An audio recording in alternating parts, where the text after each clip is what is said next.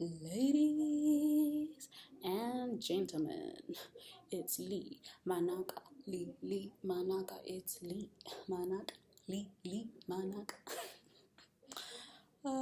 It's funny. No one actually calls me Lee. I think I'm the only one who calls me Lee, except like a few people. And then they're like, "Is your name Lee or Leah?" Anyway.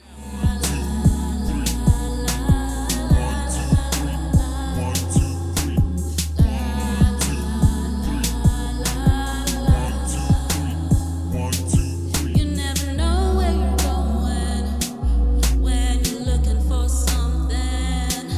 You'll never know when you get it until the feeling feels just right. So count to three. You gotta count to three. Count to three. Count to three. You gotta count to three.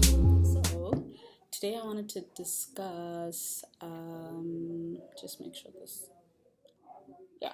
Today I wanted to discuss shadow work and my view on shadow work and ideas I have for other people who want to start shadow work.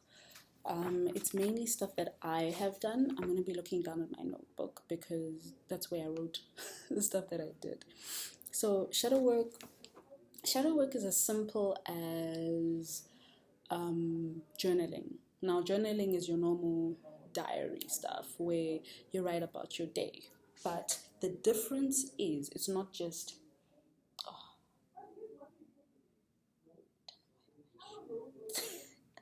Okay, back to the video. The difference is, you don't just write about your day and just vent. Like, as much as that does help for you to actually write everything down, you have to actually analyze it as well. Because I know when I was younger, a lot of my journaling had to do with what I was happy about that happened in the day, or what I was excited about, what I was angry about. But I just wrote it, and when I was done writing, close the book, done, you know. There was no actual, how do I explain it? There was no actual looking back onto the day, what I could have done better, especially in terms of anger, what I could have done better, how I could have reacted better, what would have, what's the word? See, now I forget the word. Hate it when this happens. Wait. It's somewhere. Trigger. So what would have triggered me to react the way I did? So I haven't actually been the kind of person who used to write out my journaling like that. But when it comes to shadow work, the nice thing about shadow work is you can actually do it a lot because it's not like a hectic thing. And I'm not too sure how it's explained anywhere else spiritually, but for me it's, there's the light and there's the dark, and it is the light and the shadow per se, and they're supposed to work with each other to make you, or to make you understand what kind of person you are, what you like, what you don't, and yin and yang, for example, where this works with this. So none of the two are actually bad. That's something I'm going to have to explain in a different video, but none of the two are actually bad. We tend to think the dark side of somebody. I'm not going to say, okay, let me explain it this way. Shadow, or the black part, or the dark side, for me has to do with things that we haven't dealt with, which is the reason why our dark side cannot deal or work with our light side. Our light side has to do more of things we have dealt with, things that we accept, things that we deal with, where our dark side could be memories from childhood that we've decided to hide way back in the archives. And, there's just lock upon lock upon lock upon lock. And it's crazy how the mind works, because there's a lot of people who don't, might have gone through something and they actually don't remember it. And that's the part where you know that, what, there's, your brain is actually really, really, really, really, really, wow, it's powerful. So, for me, I've learned that, you know what, we actually do have to face our demons. We have to actually realize and see why we went through or we've gone through. Now, I don't believe anything is a coincidence. I don't think anything, I don't think anything is a coincidence, and I think everything happens for a reason. So, I mean, a lot of people will disagree with me, especially the people who are like, some people who don't believe in God, for example, would say, okay, if there's a God, then why do all these bad things happen? And for me, that would be a different video completely, because I believe in karma. And I don't think karma, you know, I call karma a bitch all the time, but I don't think karma is a bad thing. I think karma is something that is basically, it's like a receipt of all the bad stuff you've done. It's a receipt of all the bad stuff, even your ancestors or your parents have done. There's so much more that we pass on to our children than we actually know. We don't just pass on DNA. We don't just pass on looks and talents. We pass on also the spiritual things about us. And as much as, say, maybe I was an asshole or I am an asshole my whole life, that karma that I don't deal with will be passed on to my child. I believe that fully. And if you don't, I mean, we can have this discussion below. I believe in everybody having their own sort of view of spirituality and how to live life. So yeah, for me, that's just how it is. So shadow work, basically, my first point would be to journal, but don't just write down the things that have happened in the day. So if you're actually doing shadow work, do it in a way where you write down what happened in the day, and then you write down the points of the things that you think you could have done better, or you want to change, or you would have changed if you weren't, say, triggered. And then day by day, it will become easier for you to actually start being that person. You understand? And then what else? There was another thing that I actually did. I think it's okay. And then the second one, when you've started journaling, this is when you'd actually realize what triggers you and what doesn't. So triggers just has to do with things that annoy you or upset you very easily.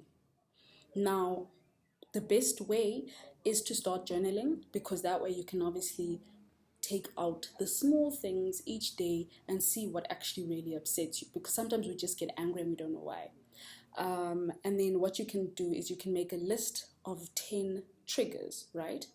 Now, once you've made a list of those 10 triggers, you need to make explanations as to why those 10 triggers are your triggers, basically. So if it's you get angry if somebody speaks down on you, then you need to actually say why. So what is it about somebody talking down on you that upsets you? Is it because you feel like they don't think you can do what you set out to do? Is it because okay, one of my triggers is people questioning the things I do, right? And I feel like I'm at a place where I absolutely love to learn. So I'm okay with you telling me or suggesting something to me, but don't tell me what I've been doing is wrong. I'm just hard-headed like that. But for me, it's a thing of, I really don't appreciate it if I have set out to do something in a specific way and then somebody else is going to come back and basically say that it's wrong. Because all in all, especially if I'm not done with the process, or if I'm not done with the task, or if I'm not done with what I actually said I was going to do, if you come through and say, no, this is not the way to do it, how do you know that the way I was doing it was not going to work, you know? I think that's just me. I really like and prefer to do things my way. It's a very bad thing that I'm trying to get out of. I'm trying to see which ways I think are best. I'm trying to see which ways I think I can obviously get from other people and all of that. But for me, it's always a thing of, if you cut me off, like if I have an idea of doing something a specific way and I do it that specific way, let it For me, it's more of a thing of let it fail. Rather let it fail, because then at least I would have learned. I don't want to get to a point where I'm in the middle of something that I've started doing myself, and because it's not the way you want it as a perfectionist or whatever, then you stop me and tell me it's wrong. That's because then to me it means that you don't believe in me. It means that you don't believe in what I'm doing, and you don't think I can achieve it in the way that I want to, which is fine. Still dealing. so yeah, so journal, write down your triggers and explain why they're your triggers. And then also there's timeline healing, where you write down things in your past that have really affected you, right? Now, this is not something you have to tell anyone about. You just write down things in your past that have really affected you, and you write down what actually happened in the moment. Now, you can write it in as much detail as you want to. And then the timeline healing or timeline change part of it would be what you would have done or wanted to do better, what you would have wanted to change, for example. And then that one actually really helps, because if you actually delve deep enough into that memory, you'll be able to realize that, you know what, most things do happen for a reason, and there's not a lot of things that you can change, especially past things, but you really need to learn to forgive the other people, especially for yourself, and forgive yourself for holding on to that kind of stuff for so long, because there's so many things that we still do and we still hurt ourselves about that happened in the past. And yes, we can't change it, but doing something like a timeline healing will allow you to all let it go, and forgive, and really move forward with life and enjoy every single moment as it is. The other shadow healing process that I do is meditation, guided meditation. You don't have to do a guided meditation. You can literally just sit with your thoughts and try to clear your mind and just go back to the times where you would like to heal, those memories that you would like to heal. But the thing I prefer about guided meditations, especially if it is your first time doing a meditation, is that it's a voice that tells you what to think of in every moment, which slowly, it's almost like hypnosis, where each and every step it's like you are told what step to take, which is a good thing, especially when you're starting, because then you know how to get into that calm state. You know how to get to that memory in a calm state and let go what you need to. Shadow work can become really deep. But I think at least 1 month, I think at least once a month it is needed, because it is one of the things that just clears out all those burdens that we seem to want to keep as grown-ups, because we're grown-ups, what, everything that happened in the past is in the past and we shouldn't have to deal with it. But the fact of the matter is, the kind of person that we are now is because of the things that happened in the past. We need to learn to deal with that in order to really be okay. And what else? I mean, yoga, also there's yoga specified for shadow work, but a lot of this stuff will make you cry, and crying is so healing. So please do cry. Allow yourself to get to that point where any of your emotions that you may have still had, that you can just release. And if you feel you need to burn, say you've written down a timeline healing, a memory that you really don't like, a really cleansing way to remove it completely or let it go is to burn it. Fold your piece of paper up, go outside and just burn it in a bowl. Not plastic. Just burn it, and just as the smoke goes up, just allow any sort of hatred, any sort of sadness that you may have still been holding on to, allow it to go with that smoke. Because now that smoke, I'm sure I said this before, I believe in energy. So that smoke is going into the energy of the world, right? Into Gaia, into literally anything else. And it would be turned into positive energy as long as you let it go. Because if you hold on to it as a negative energy, it'll stick with you. If you let it go, it will be turned into a positive energy automatically, because nature knows how to heal itself. The thing is, as a humans, we unfortunately do not. I mean, our bodies do, but we don't. Spiritually, mentally, emotionally, we don't know how to heal ourselves, and we need to learn. Because you know what, just like the birds know how to eat, or they know how to find food, they know they'll be fine, they know they will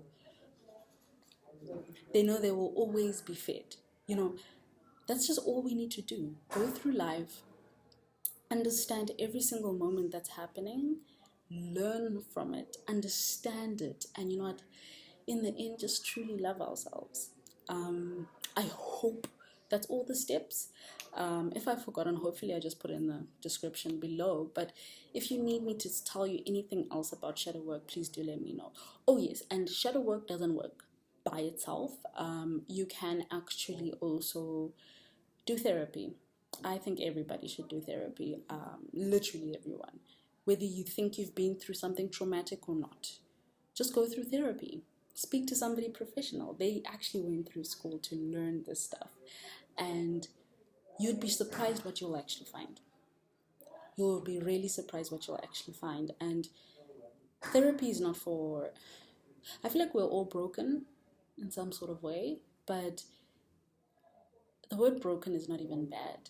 It's just we allow ourselves to stay in that state of brokenness instead of allowing ourselves to really be fixed. I hate those words so much. But even therapy, you would understand so many things about yourself and realize that life is beautiful. And there's a lot of shit that we shouldn't be holding on to. I really hope this video could help a few of you guys. Well, I hope everyone. The stuff that I've talked about, that I have done, has helped me a lot. I'm hoping also to make more videos about my spiritual journey and the steps that I've been taking in the last, I think it's been 9 months. It's been hectic, but it's been good. It's really good to learn something about yourself and just be like, it really resonates, and just feel good about it, you know? I mean, we're humans. We're not going to live forever. We're not immortal. So we might as well make the best of it while we're still here. Thank you so much for watching. Love you guys so, so much.